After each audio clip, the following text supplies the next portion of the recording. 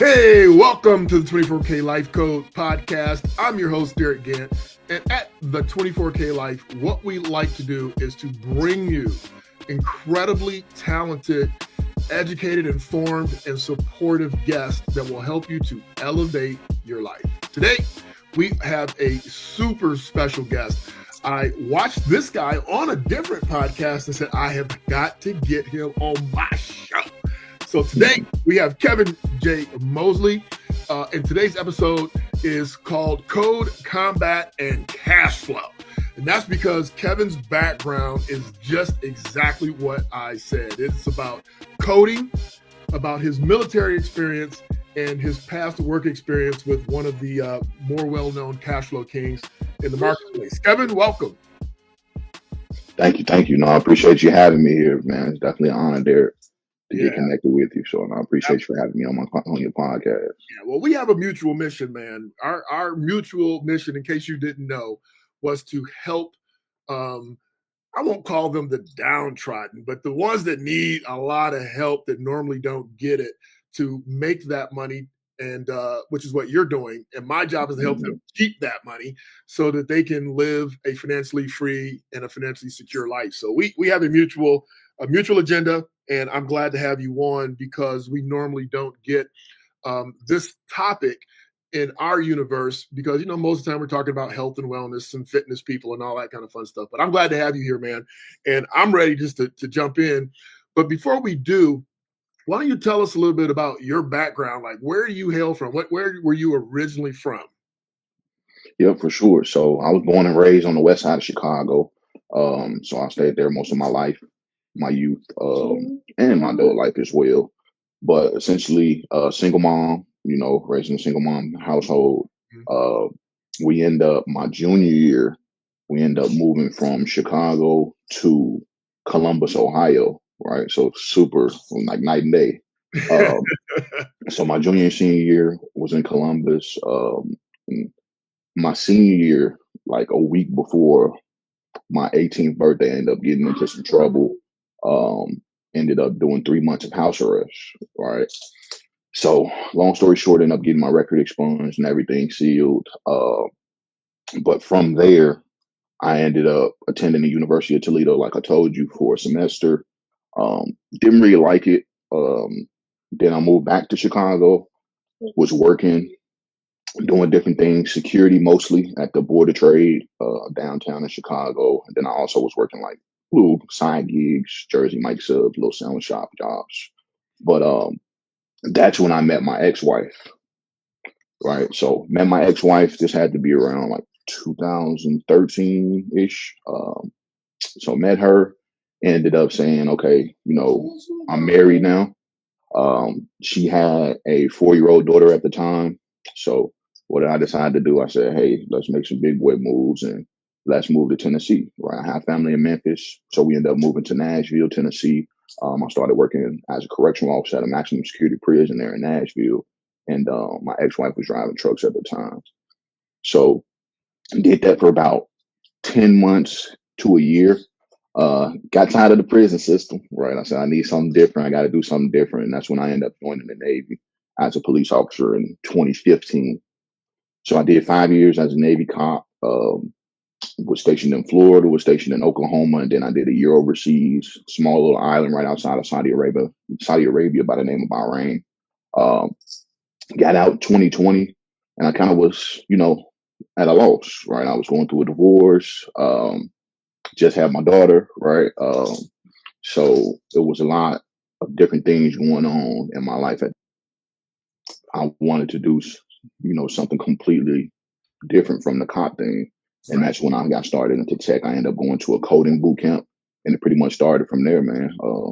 Where was the coding boot camp, and what attracted you to coding, man? Because I remember, and you're a young man. I mean, you got the whole world in front of you, which is why I was excited to have you. But I'm an older dude, right? I'm almost twice your age, given a couple of years, to be honest. So when I got exposed to coding, was in the beginning, of DOS. Right. You might not even know what DOS is, but no, I've heard of it. Yeah. You said I heard of it. But that was in high school, and I mean, I had no pension for it. Right? It was I just couldn't sit there that still, and it was just, to me, it was complicated. What made you think like I should go into coding? I should try this coding boot camp. What was it that kicked that off? Well, I knew I didn't want to, have to carry a badge and a gun anymore, right? And be out in the elements and, cuffing and stuffing people, as they say. Um, I already had like some type of kind of like love for tech, right? Just growing up, my older brother, he always was into computers. So I would watch him, take apart and put back together computers and learn about RAMs and disk drives and, back when they had the floppy disk and all that stuff. Right. So I kind of had it in my head that I wanted to do something computer related. And of course, all veterans go IT. And I didn't want to do that. I didn't want to do IT. I didn't want to do cybersecurity. I didn't want to have to get certs and keep getting recertified. I said, what can I do that I can do from anywhere in the world? And I pretty much can create my own path, right? Okay. And that's when I started sculpting my path and sculpting my goals for the tech industry. And that's what brought me to the boot camp. I attended General Assembly. I got lucky, actually, because I was able to do it remotely. Oh, really? Yeah, I was able to do it remotely, and then I also was able to get it paid for by the GI Bill. So that's something they're not doing anymore. Still, they'll do it remotely, but you have to come out of pocket, right? GI Bill's not going to cover it anymore. So I got lucky on that aspect. But yeah, it taught me everything full stack development, right? So how to build websites, how to build mobile apps, front end, back end servers, databases, just kind of the whole. I don't want to say like sculpture of the web. But in a sense, kind of like an overall understanding Right. of the web technologies, right? It didn't make me a professional right off the bat. I had to get into the industry and start working. Okay. So my first job in the industry, actually, it was kind of a blessing because I ended up working for a prison education startup. So essentially, they have a software that's offered on, a tablet or like a laptop computer where they securely feed in any type of free educational content. So think about like Khan Academy, think about like Coursera, Right. all of those platforms. We Yeah. filter it into the prisons. Oh, really? So yeah, that So was what do you think about experience. what do you think about that as far as prisons are concerned? I mean, and what I'm asking you is obviously kind of off track, but your opinion is important, at least to me. So, you see these individuals go to prison for whatever ailments that they've created for themselves in society. And they talk about reform. Are they really getting reformed? Do these things actually help them to when they come out? Because I just don't know. Right. To answer your first part of your question, are they getting reform? I would say in a nutshell, no. Okay. 1 second, baby.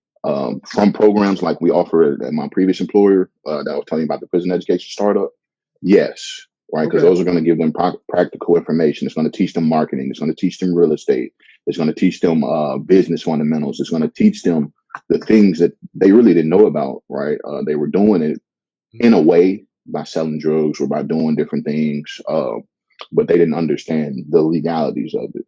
So I definitely think that helped a ton because, like I said, I was working on the platform and I got to meet with those guys every week. When I first started there, our very first client was the San Francisco County Jail. So you're talking about over 1,200,000 inmates, meeting with different guys. I think we had 3 separate pods at the time of 20 guys. So 60 guys to start. But it was just awesome to be able to hear those guys say, hey, man, I got on here and I started learning about marketing. I didn't know you could do this. Now I want to go into, when I get home, I only got, a couple more years to do in the jail. And now I want to go and start my trucking company. And now I understand that, before I get started, I can start marketing and doing this and that. Just to see the excitement on the grown man's face to know that his future wasn't bright at first, but now he has the options because of technology. Right? We all need hope, man. We all need hope, bro, and that's great. I love to hear that. So before you, well, how I met you was that you are famous, or famous, if you want to say, however that goes, for sharing your experience at your previous employer. Tell us a little bit about that story. Yep, man. So the experience, Where do I yeah, start?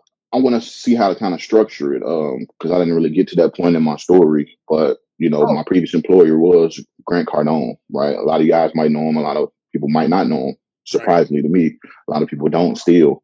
Yeah, Um, I actually started asking people maybe about 5 years ago if they knew who he was. Then I realized, as popular as he was in certain circles, he was equally as unpopular or unknown. I won't say unpopular, but unknown in other circles. And I was just like, okay, I get this. The world, it's a big world. oh So, yeah, but go ahead.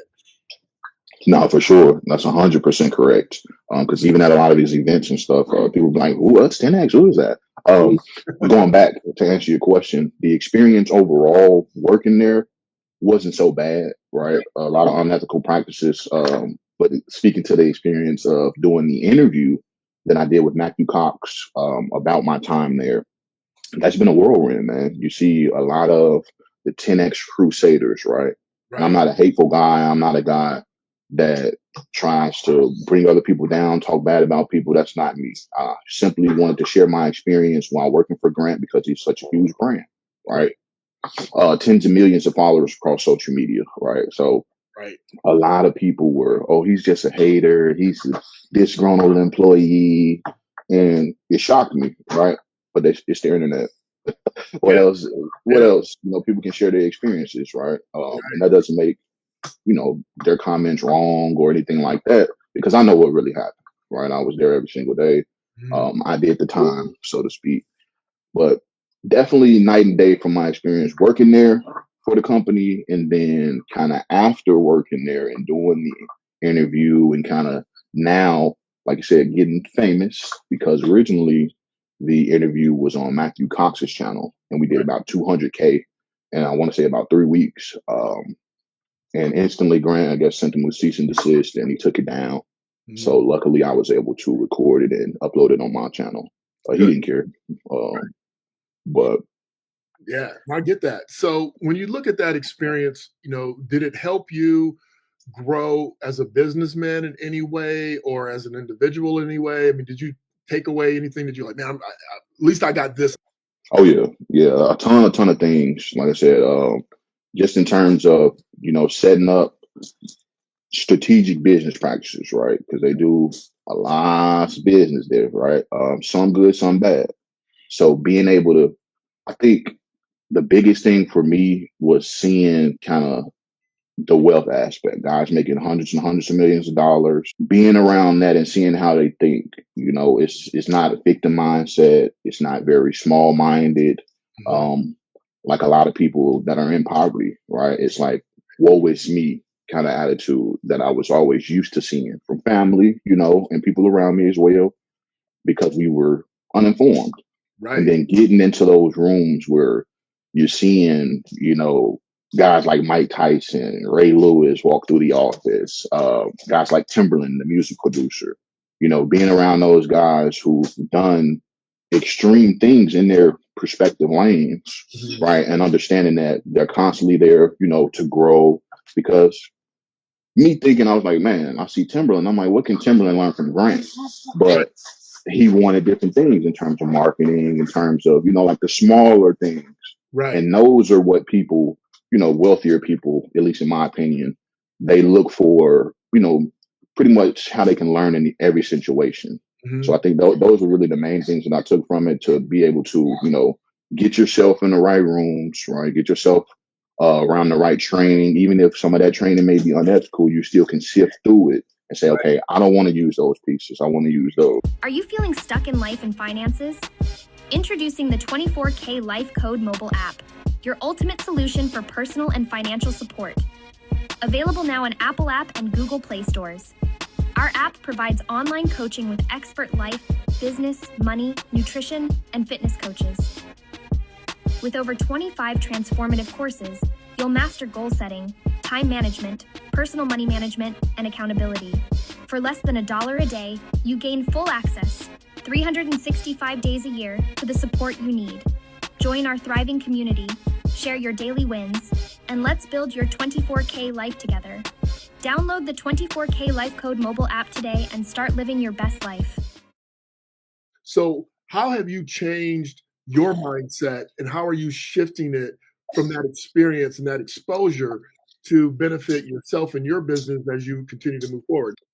The mindset, right? I think what really helped me, honestly, kind of get started in that mindset shift was the military. Okay. Just in terms of being more disciplined, being very intentional about the things that you're wanting to do, right? Right. Coming up with standard operation procedures, just like all the small things that you don't really understand or know about because you never taught, right? I think I have like one business owner in my family, which is my uncle, and he never really was a millionaire, right? He just kind of was a small business owner, never making over probably 300, 400K in a year, which is still good money. But once you get to a certain level, things start to operate differently, right? Especially when you have larger companies, hundreds and hundreds of employees, getting to see that how everybody has their role, right? They have their piece in the puzzle. And if that piece doesn't fit, the puzzle is not complete, Right. right? So understanding also that um, you you can be a great CEO, you can be a great owner, great individual, but your employees are going to be the ones that pretty much are going to run your company, right? Okay. Those are going to be the ones that the customers are going to interact with in the daily. Those are going to be the ones that, pretty much keep your company afloat. So feeding into your employees was huge, at least in my mindset, right? And I Right. only have like 2 employees currently that work for me part time. I got a Okay. virtual assistant, and then I have another developer that helps me out with some of my, my web development company projects. But learning how to pour into them, right? Learning their needs, their likes and dislikes, learning, like my virtual assistant, she likes to work alone. I can check in with her once a week and it's good. My Okay. developer, I have to check in with him daily, right? Right. I have to make sure that things are set up in a way for him to succeed. Shift in my mindset and not to really be in lack, right? A lot of times growing up in poverty, you think about like, oh, I can't do this or I can't do that because you never seen it, right? Like I always thought I couldn't, you know, make $1 million. I haven't yet, but I've seen hundreds of millions in an account. I'm like, oh, okay. Wow. That when I seen that, I seen like 240 some million in an account, right? And I'm like, this could be my account, Right. and it starts to kind of get you to think, like where they say seeing is believing. Right. Sometimes, a lot of times, that's true, right? You have to be exposed to certain things, and that's what I kind of also learned my time mentoring youth. I was working with this company called Champs Mentoring in Chicago, and that's one of their biggest things is empowerment, education, and exposure. Did you, when you talk about mindset shift, you've experienced more of the world than most people. Oh You've yeah. experienced more of the world than most Black people by far. Was that part of your mindset shift, like being in Saudi Arabia and being in the military and seeing how things work? And then you go into business, and I'm assuming there's some carryover in the mindset as far as discipline and consistency is concerned to deliver, top shelf results. I'm assuming that was similar, was it? Oh yeah, very much similar. Just being punctual, just being on time, like the small things that kind of take for granted for the military, right? Right. Especially once you get up in the ranks, NCO ranks or whatever they call it. When you have people under you and you have to do performance reviews and evaluations, and you have to run what they call like a guard mount, which is like a formation, right? All of these moving parts, and you have to work with people from all over the world. So I think all those little things really helped me and stuck with me, especially. And then also just the people aspect, right? Right. Being in law enforcement, security, being able to talk to people, being able to de-escalate situations, I think it's huge in business because a lot of times, at least from a tech perspective, right? Like I meet with a lot of people and they're like, hey, I need this on my website.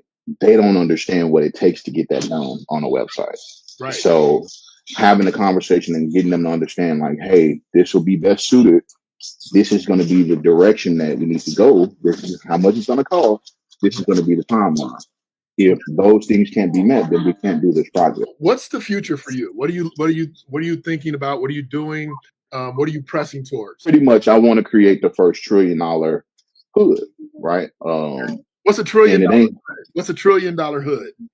And when I say that is I want to bring like Silicon Valley to the inner cities, Okay. you know, in a kind of simpler statement, right? Because 10 companies, tech companies right now, right? Each one of those tech companies sells for 100 million. That's $1 billion for myself. Right. Now let's flip that on the instructor tip. If I'm teaching hundreds or thousands of kids to build 10 apps each and selling them each, now we have our own conglomerate, right? Right. Now we have our own source of wealth building. We have our own source of technology resources, because the thing with technology is it's all around us. Right. People take it for granted because we're so used to it. Mm-hmm. Everything we do is technology. But look, the human body is the largest piece of tech we own.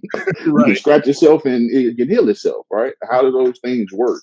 Right. Because it's similar with technology, right? We're all kind of built technology is built based off of the human body. Right. So we have to understand those things and we have to use those to our advantage. And I think Love it. now the youth more than ever wants to do that. Yeah. And I think that's kind of my purpose now. You know, as I'm doing more mentoring, as I'm teaching more, I kind of see that, you know, the kids are willing to learn, but the only thing is they're stuck in their mindsets, right?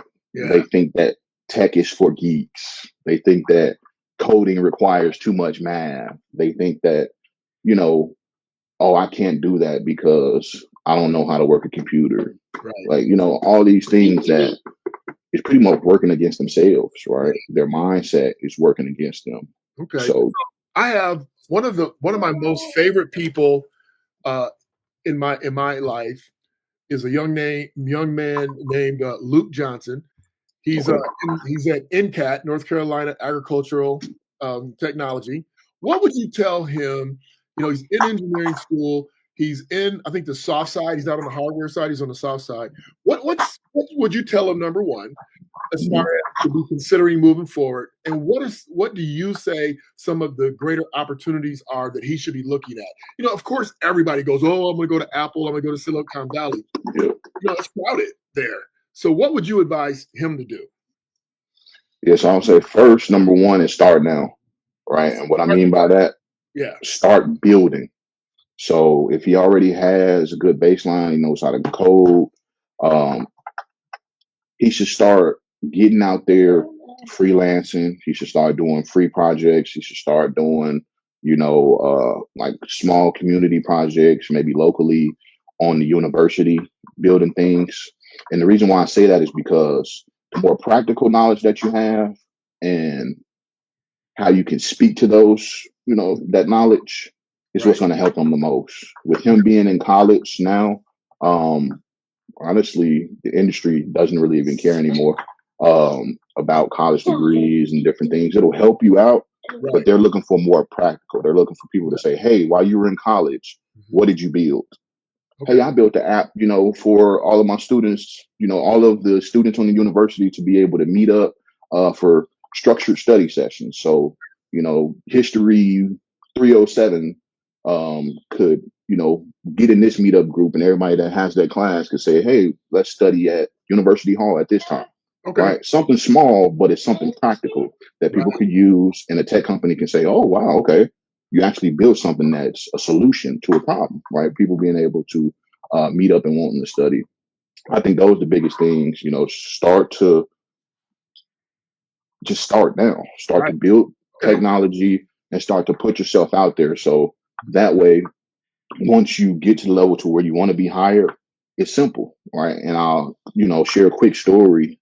Probably about 3 or 4 years ago, when I first got started, I met a young kid. He was 16 at the time. So he's in college now, University of Michigan.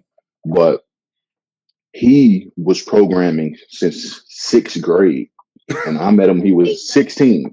So this kid was like on the level of like a senior developer at 16. But he had built so many projects and so many different things that now I think he has an internship. He might be a sophomore now, if I'm not mistaken. But I think he has an internship for Google, which I told him, working for the bigger companies, it sounds good. You make a lot of money, but I'm always a huge component in doing things a little bit smaller. That way you can work on your own stuff. Okay. Because the bigger companies, you still can work on your own stuff, but their stuff is kind of set in stone. Not to say I won't work for a bigger company, because I might one day, right? But I'm always for building. But I said all that to say that pretty much, since he started coding in 6th grade all the way up to 12th grade, he was building a bunch of different projects. So now once he gets into college, now it's like, okay, this kid has 6-7 years of experience. We can see what he's built, and we know that the things that he's done is actually things that, could help someone in real life. And I think that's what a lot of people in college, they get caught up in, doing like the cool stuff, all the cool technologies and staying with the trends. So I definitely wouldn't recommend that at all. I would say, jump foot first, what you can build and start solving problems around the university campus. Having people understand that they can do it too, and that they can accomplish great things if they expand their mindset is the message that I truly wanted to get across today. So we're going to encourage, these young people. You also help veterans too, right? Yep. That's mostly who I help. Okay. That's mostly who I help is veterans. Yeah, so we want to encourage these individuals to really deep dive, to reach out to you, to figure out not to limit themselves, and to understand that they can do it too. That's the most important message that I think you shared today, and I really appreciate you and Kennedy's time on today. No, I appreciate you for having me on your platform again. They're definitely an honor, man. Just helping me share my story, right? And being able to accomplish the things that I want to accomplish. Like you said, I'm still young. And now that I've been more intentional, I've seen my life kind of take a, huge 180 turn, right? The more and more intentional that I am, the more people that I seem to meet with, like-minded, the more opportunities that come along in business, the more opportunities that come along, just in working, promotions, things like that. So it's so many different areas of life that could be impacted by, like I said, the mindset and being intentional about the things that you do. So that's my biggest thing, especially for the youth. All those things that come into play. Yeah, you're right. You are so right. Well, good, man. Well, thank you so much. We're going to put this out, and we're going to beat the drum that everybody should check out Military Then Code, and hopefully expand that mindset that you were talking about to grow their business, their lives, and their families. I'm Derek Gant. Be your best. Bring your best. Leave nothing to chance.